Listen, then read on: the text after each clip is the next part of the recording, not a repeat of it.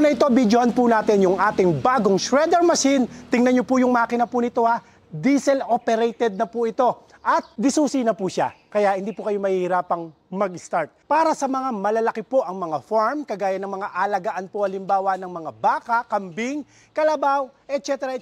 Kaysa po tayo ay mag-chop-chop manually, gamitan po natin ng napakalaki po nating shredder machine. Samahan niyo po ako. Testingin po natin. Dahil nga po sa karamihan sa mga farm, wala namang supply ng kuryente, ang ginawa po natin, diesel operated na po siya. So hindi na po natin kinakailangan ang kuryente para umandar po yung ating machine.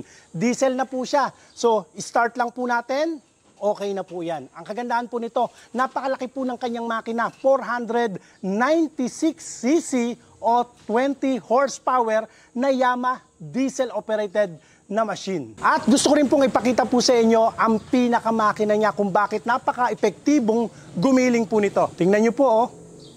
Papasok muna po siya rito.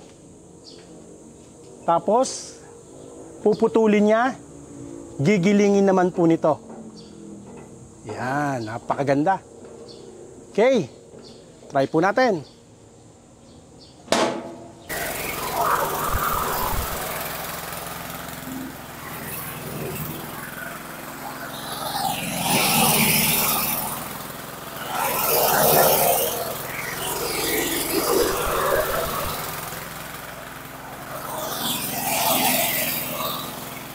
Tingnan nyo naman po yung materials natin. Oh. Saglit na saglit lang po.